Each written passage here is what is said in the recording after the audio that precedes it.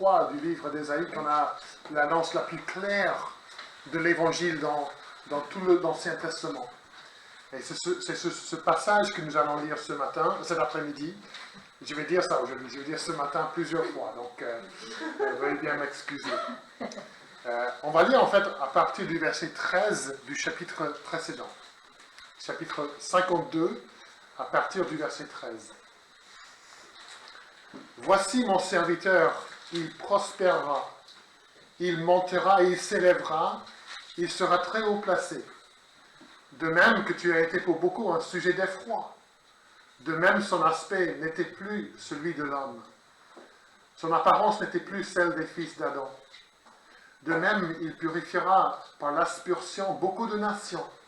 Devant lui, les rois fermeront la bouche, car ils verront ce qui ne leur avait pas été raconté. Ils comprendront ce qu'ils n'avaient pas entendu. Qui a cru à ce qui nous était annoncé? À qui le bras de l'Éternel s'est-il révélé? Il s'est élevé devant lui comme un rejeton, comme une racine qui sort d'une terre assoiffée. Il n'avait ni apparence ni éclat pour que nous le regardions, et son aspect n'avait rien pour nous attirer. Méprisé et abandonné des hommes, homme de douleur et habitué à la souffrance, semblable à celui devant qui l'on se voile la face, il était méprisé, et nous ne l'avons pas considéré. Certes, ce sont nos souffrances qu'il a portées. C'est de nos douleurs qu'il s'est chargé. Et nous l'avons considéré comme atteint d'une plaie, comme frappé par Dieu et humilié. Mais il était transpercé à cause de nos crimes, écrasé à cause de nos fautes. Le châtiment qui nous donne la paix est retombé sur lui. Et c'est par ces meurtrissures que nous sommes guéris. Nous étions tous errants comme des brebis. Chacun suivait sa propre voie, et l'Éternel a fait retomber sur lui la faute de nous tous. Il a été maltraité, il s'est humilié, il n'a pas ouvert la bouche, semblable à l'agneau qu'on mène à la boucherie, à une brebis muette devant ceux qui l'attendent. Il n'a pas ouvert la bouche. Il a été emporté par la violence et le jugement. Dans sa génération, qui s'est soucié de ce qu'il était retranché de la terre des vivants à cause des crimes de mon peuple, de la plaie qui les avait atteints? On a mis sa tombe parmi les méchants, son sépulcre avec le riche, quoiqu'il n'ait pas commis de violence et qu'il n'y ait pas eu de fraude dans sa bouche. Il a plu à l'Éternel de le briser par la souffrance. Après s'être livré en sacrifice de culpabilité, il verra une descendance et prolongera ses jours. Et la volonté de l'Éternel s'effectuera par lui. Après les tourments de son âme, il rassasiera ses regards par la connaissance qu'ils auront de lui. Mon serviteur juste justifiera beaucoup d'âmes et se chargera de leurs fautes. C'est pourquoi je lui donnerai beaucoup d'hommes en partage. Il partagera le butin avec les puissants, puisqu'il s'est livré lui-même à la mort et qu'il a été compté parmi les coupables, parce qu'il a porté le péché de beaucoup et qu'il a intercédé pour les coupables. Amen, et nous demandons à Dieu de bénir la lecture et la prédication de sa parole. Il y a des textes ici en anglais pour ceux qui en ont besoin.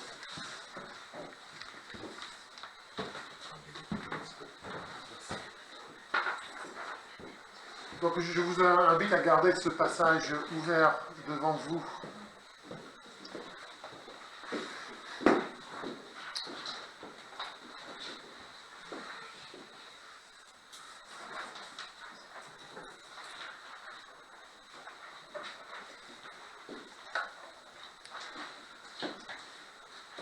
Dans la pièce de théâtre de William Shakespeare, je ne sais pas si vous êtes amateur de Shakespeare ou pas, dans la pièce Jules César, selon l'histoire, est trahi et assassiné par des sénateurs qui ont peur que César devienne trop puissant et qu'il se débarrasse du Sénat. Et il est tué par 23 coups de couteau. Et après avoir tué César, les sénateurs cherchent à convaincre les Romains que c'est mieux pour eux que César soit mort. Et l'un d'entre eux, Brutus, dit à la foule, « Ce n'est pas que j'aimasse moins César, mais j'aimais Rome davantage.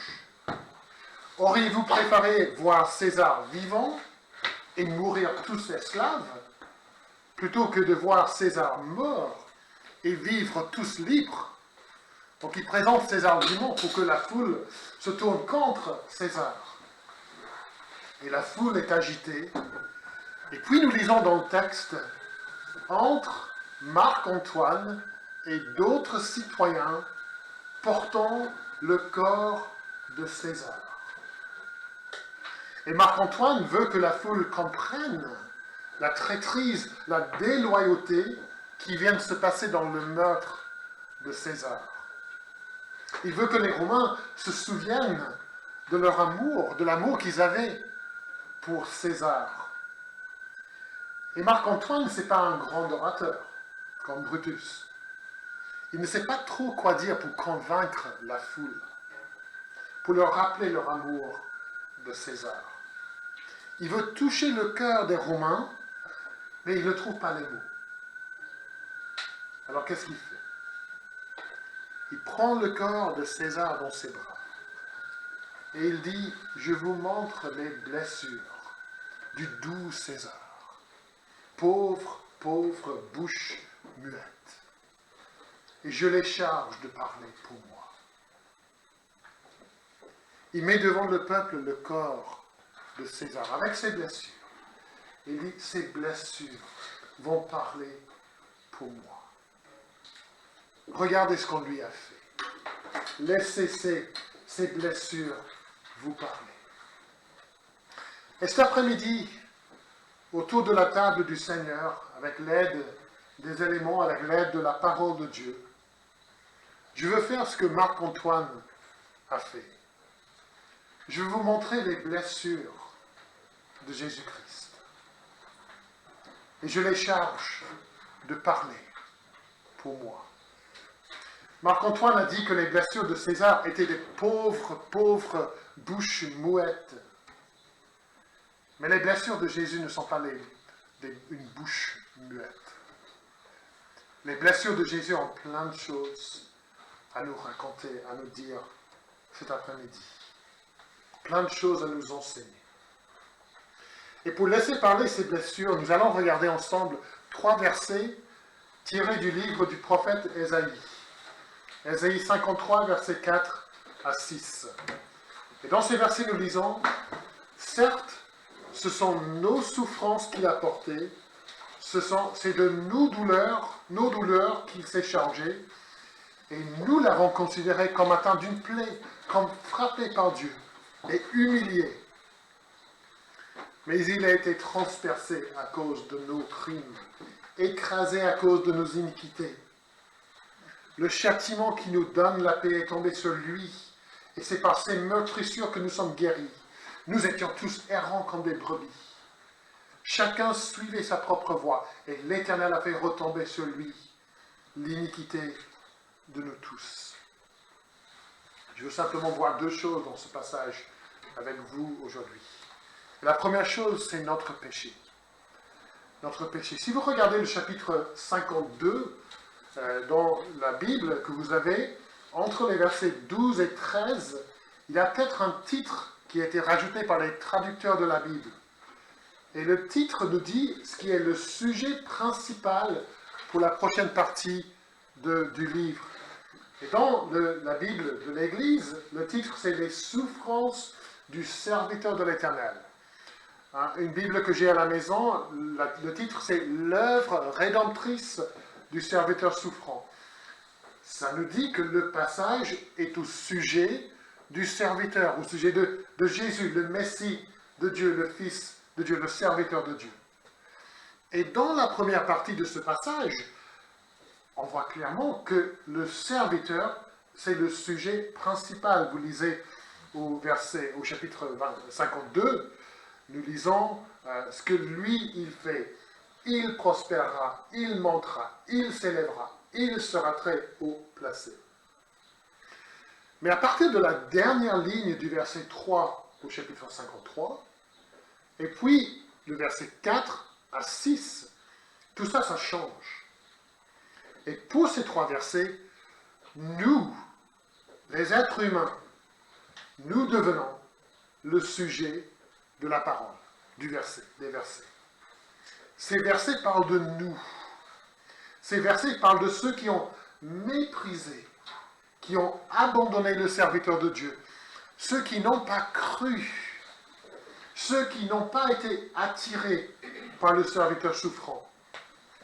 Alors, qu'est-ce que ces versets disent au sujet de ceux qui jugent et qui rejettent le serviteur de Dieu?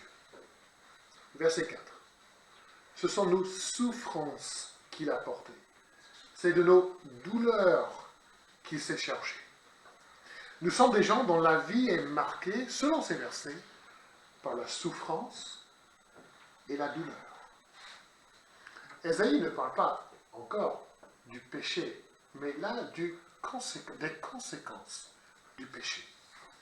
Nous expérimentons la souffrance, les douleurs, tout ne va pas bien dans notre vie. Physiquement, psychologiquement, émotionnellement, spirituellement, nous souffrons, selon Ésaïe. Nous gémissons dans notre vie personnelle, dans notre vie de famille, dans nos relations avec les autres, dans notre esprit à nous. Il y a des souffrances et des douleurs. Et le verset 5 nous dit que cette souffrance et ces douleurs ne sont que des symptômes de quelque chose de plus grave. Le verset 5 parle de nos crimes ou de nos transgressions, c'est notre version. Et puis de nos fautes ou de nos iniquités. Comment comprendre ces mots? Il est important de bien comprendre ce que Ésaïe veut dire. Il parle de nos crimes. C'est-à-dire que nous choisissons de désobéir à la loi de Dieu, de faire ce que Dieu nous dit de ne pas faire. Les enfants, je pense que vous comprenez ça, et les adultes aussi, des fois on nous dit de ne pas faire quelque chose, et nous le faisons. Et nous savons qu'il ne faut pas le faire, mais nous le faisons quand même. C'est une transgression, un crime. C'est un péché délibéré, volontaire, contre Dieu. Et puis Ésaïe parle de nos fautes. Et ce mot parle de tout ce qui est sale, tout ce qui est honteux, tout ce qui est moche et tordu. Les pensées que nous cachons des autres, la jalousie, la colère, l'amertume, l'égoïsme, des motivations impures et égoïstes. Et ce n'est pas vraiment étonnant qu'étant donné ces crimes et ces fautes, que nous expérimentions des souffrances et des douleurs. Et au verset 5, nous voyons aussi les implications de cette condition humaine. Ce verset parle de la paix qu'on nous donne. Et si on nous donne de la paix, c'est parce qu'il manque de la paix dans notre vie. Par nature, nous manquons de paix. Nous n'avons pas de paix. Notre monde manque de paix. Dans notre âme, il y a un manque de paix. Entre Dieu et nous, il y a ce manque de paix, à cause de nos crimes et de nos fautes. Et plus loin dans le verset, Ésaïe parle de comment nous sommes guéris. Et si nous sommes guéris, ça veut dire forcément qu'avant on était malade. Quelqu'un qui est en très bonne santé, aujourd'hui, ne va pas dire à ses amis demain, « Ah tiens, je suis guéri. » Mais guéri de quoi? Il n'était pas malade. Si nous sommes guéris, c'est parce que nous étions malades. Nous étions ou nous sommes blessés. Gravement, mortellement blessés par notre péché. Et puis le verset 6 va encore plus loin et explique le vrai problème pour l'humanité. C'est un problème universel parce que Ésaïe dit tous, chacun, mais c'est un problème individuel, chacun, nous tous. Et c'est quoi le problème? Le problème, c'est l'égocentrisme de l'être humain. Nous étions tous errants comme des brebis, chacun suivait sa propre voie. Nous vivons dans un monde où c'est nous au centre, c'est nous sur le trône, c'est nous qui régnons. C'est ce qu'on nous dit. Nous faisons ce que nous voulons faire. Nous vivons selon notre sagesse, selon nos désirs. Et c'est le modèle qui nous a été laissé par nos premiers parents. Dieu avait dit, ne mangez pas le fruit. Adam et Ève ont dit, on veut le manger et on va le manger. Et ils ont mangé. Ils ont suivi leur propre voie. Et puis, depuis ça, chaque être humain, à l'exception de Jésus-Christ, a fait exactement ce qu'ont fait nos premiers parents. Sans exception. Chacun. Tous. Et cet égocentrisme est derrière toute la rébellion humaine contre Dieu. On dit, je ne veux pas me soumettre à la volonté de Dieu. Je veux faire ma volonté. Je veux faire ce que moi, je veux. On cherche une vie indépendante de Dieu. On suit sa propre voie. Voici alors le verdict de Dieu sur nous. Une vie de douleur, une vie de souffrance, de faute, de crime, où il y a un manque de paix. Nous sommes gravement malades, gravement blessés et profondément égocentriques. Voici le diagnostic de Dieu. Est-ce qu'il y a quelqu'un qui ne soit pas d'accord avec cette analyse de Dieu? Quelqu'un qui trouve que c'est un peu exagéré? Que Dieu est trop sévère?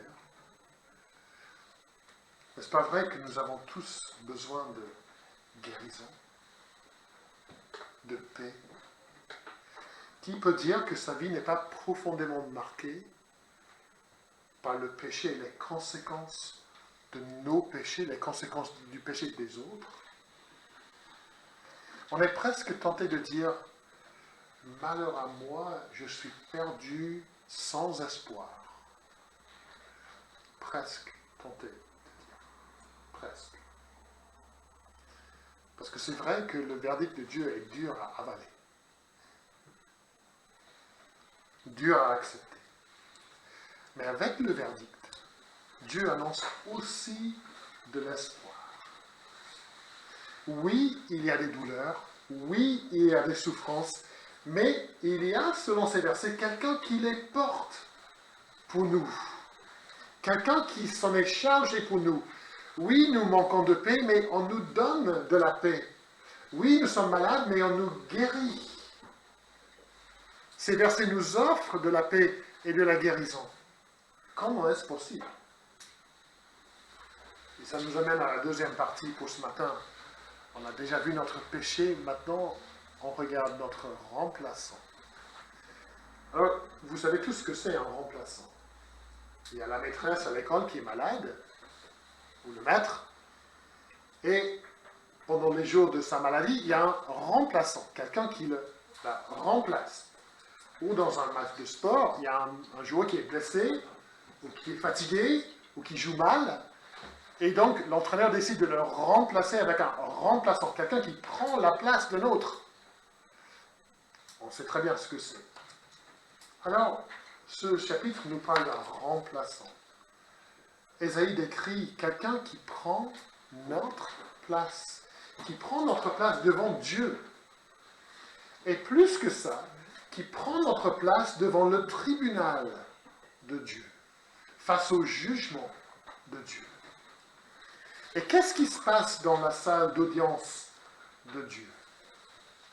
Nous sommes appelés à y comparaître, nous avec nos crimes, nos fautes, nous qui nous sommes égarés de Dieu, nous qui avons quitté la voie de Dieu, nous sommes appelés à comparaître devant le tribunal de Dieu.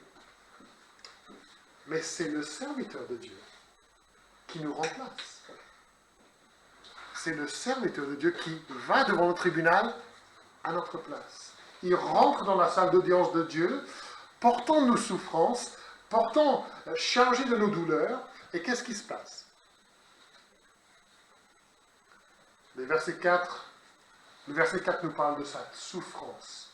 Terrible, regardez les mots.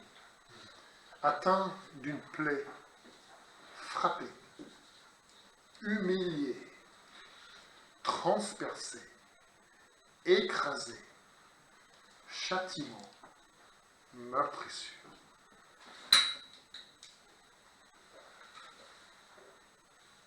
Le serviteur de Dieu, notre remplaçant, il subit une terrible violence. Il est transpercé, comme avec une épée ou une lance. Ce mot est utilisé dans Ésaïe 51, verset 9, pour parler de ce que Dieu fera à Satan, le monstre, le dragon. Dieu fait ça en envoyant son Fils, mais le Fils qui transperce Satan est lui-même transpercé et subit un coup mortel. Notre remplaçant, selon Ésaïe, est écrasé. C'est un mot très fort qui parle d'une destruction totale. Il est piétiné à mort. Il est brisé, fracassé, complètement détruit. Et au verset 5, nous lisons de ces meurtrissures. Quelles sont ces meurtrissures? Ce sont des lacérations d'un fouet. Un fouet qui déchire le dos de notre remplaçant. Les entrailles profondes, des plaies vives. Ésaïe décrit pour nous une souffrance sans pareille. Un supplice terrible. Mais dans ces versets, nous voyons une vérité, une réalité qui a une signification énorme pour nous. La souffrance du serviteur, la souffrance de notre remplaçant, ce n'est pas simplement une violence gratuite.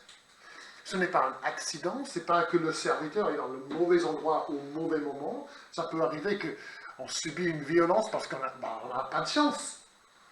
Si j'étais resté à la maison, au lieu d'aller dans ce quartier-là, je n'aurais pas subi cette violence. Mais ce n'est pas le cas avec le remplaçant, notre remplaçant. Ésaïe nous dit que cette souffrance, elle est provoquée par Dieu lui-même. Ce n'est pas Satan, c'est Dieu qui est à l'œuvre. C'est Dieu lui-même qui inflige la souffrance de son propre serviteur. Le verset 4 dit qu'il était frappé par Dieu. À la fin du verset 6, c'est l'Éternel qui est à l'œuvre. Et le verset 10, que nous n'avons pas considéré, confirme qu'il a plu à l'Éternel de le briser par la souffrance. Le Dieu qui est amour, le Dieu de bonté parfaite, le Dieu qui est plein de bienveillance, il inflige cette souffrance sur son propre Fils, sur son serviteur, notre remplaçant. Dieu est-il devenu méchant? Dieu n'est-il pas finalement si bon que ça? Quelle bonne raison Dieu pourrait-il avoir pour faire souffrir son propre Fils, son propre serviteur, notre remplaçant? Quelle bonne raison pourrait-il avoir pour transpercer, pour écraser, pour briser son propre Fils? Le Dieu qui est infiniment bon, qu'est-ce qu'il est en train de faire? Regardons bien le texte pour voir. Ésaïe ne dit pas simplement « il a été transpercé », « il a été écrasé ». Ésaïe explique pourquoi. Il a été transpercé à cause de nos crimes, écrasé à cause de nos fautes. Jésus-Christ, notre remplaçant, prend sur lui-même les crimes, les fautes des autres. Verset 6, l'Éternel a fait retomber sur lui la faute de nous tous. Et ceux qui lisaient ce que Ésaïe écrit ici, pour la première fois, ils auraient tout de suite compris un langage de sacrifice de l'Ancien Testament. Parce que dans l'Ancien Testament, le sacrificateur, il posait ses mains sur la tête d'un animal innocent. Un animal qu'il allait offrir comme sacrifice pour le péché de son peuple. Et en faisant cela, le sacrificateur transférait symboliquement le péché du peuple sur l'animal. Il faisait retomber sur l'animal innocent le péché du peuple.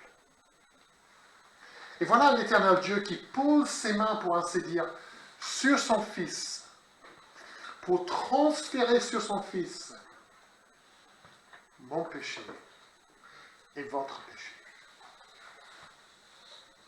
Et puis, Dieu le Père, le juge saint et juste, quand il regarde son Fils, son serviteur, sur la croix, il ne voit pas sa vie parfaite.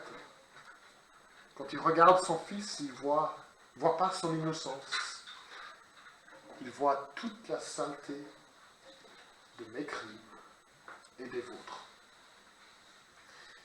Il voit mes fautes, mes crimes, et le jugement, le châtiment, la colère sainte et juste de Dieu, 3 fois saint, tombe sur son Fils, sur le remplaçant. Il est transpercé à cause de nos crimes, écrasé à cause de nos fautes. La colère de Dieu, le jugement de Dieu aurait dû tomber sur nous. Ce que Jésus a subi, nous aurions dû le subir. Nous aurions dû être transpercés, écrasés, brisés. Mais Jésus a pris notre place. Nous aurions dû subir la colère sainte de Dieu contre nos fautes et nos crimes. Mais Jésus a pris notre place. Nous aurions dû subir l'enfer. Jésus l'a subi à notre place. Nous aurions dû être abandonnés par Dieu, frappés par lui. Jésus l'a subi à notre place. Voici ce qui s'est passé sur la croix de Golgotha. Et quel est le fruit de cette souffrance du serviteur, de notre remplaçant? Qu'est-ce que cela change pour nous? Ésaïe explique qu'il y a des conséquences directes pour nous de la croix de Jésus. Grâce à son œuvre sur la croix, grâce au châtiment qu'il a subi, grâce à ses meurtrissures, nous avons la paix et nous sommes guéris.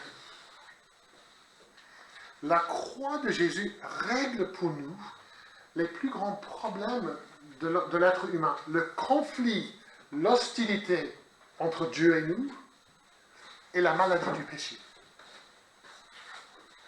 Le conflit entre Dieu et nous, le conflit provoqué par notre péché, nos crimes, nos fautes, c'est réglé par Jésus.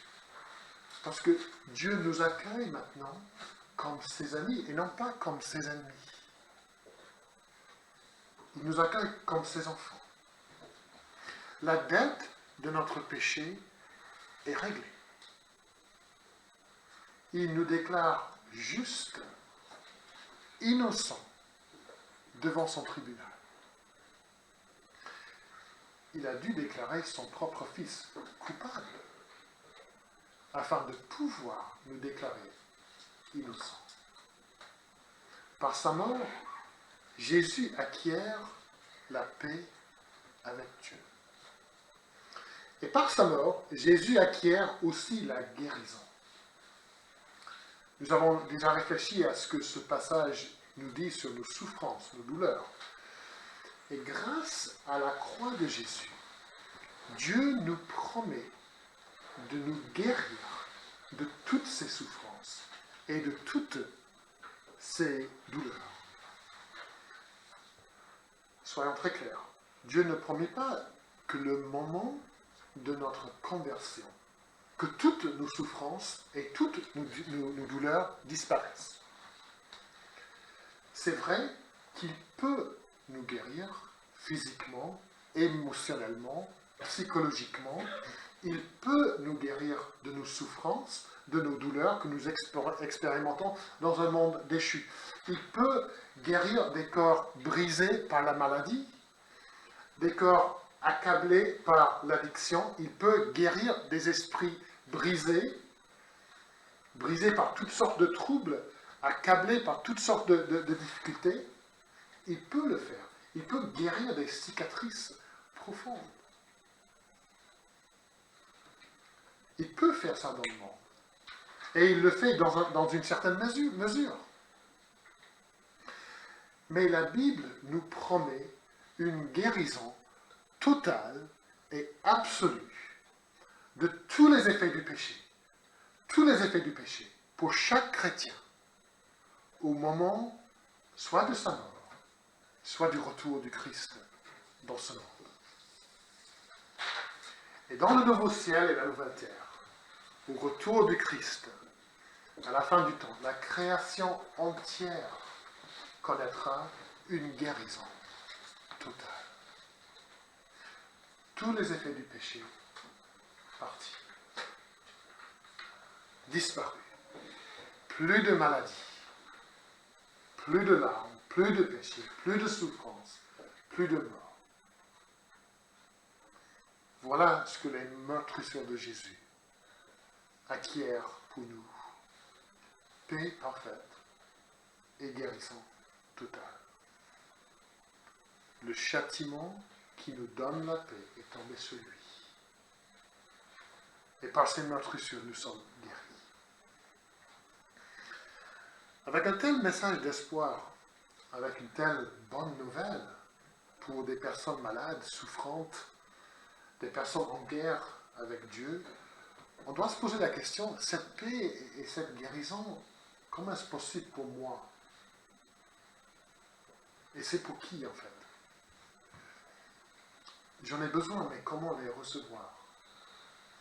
Et au verset 1 de ce chapitre, le prophète pose une question à laquelle nous devons tous répondre. C'est la première ligne du chapitre. Qui a cru à ce qui nous était annoncé? Qui a cru? Pour recevoir cette paix, pour recevoir cette guérison, le pardon, la vie éternelle, pour avoir la dette du péché réglée, il faut croire. Il faut croire à ce qui était annoncé. Croire que les crimes et les fautes sont vraiment graves. Croire que vous méritiez ce que Jésus a subi. Croire que vous méritez le jugement de Dieu.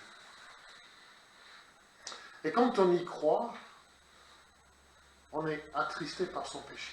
Quand on croit que tout cela c'est vrai, notre péché nous attriste vraiment. On regrette sincèrement son péché et on se repent du péché parce qu'on croit. Jésus a prêché la repentance du péché. Il a dit, vous devez vous détourner de votre péché et cela montre à quel point vous croyez que votre péché est grave. Il faut croire que Jésus a été puni à votre place. Croire que Jésus, Fils de Dieu lui-même, a subi ce que vous méritez. Vous placez votre confiance uniquement en Jésus-Christ pour la vie éternelle, pour le pardon du péché. Pas besoin, mais on va le faire quand même, de répéter le verset le mieux connu de la Bible. Car Dieu a tant aimé le monde qu'il a donné son Fils unique afin que quiconque croit en lui ne périsse point, mais qu'il ait la vie éternelle.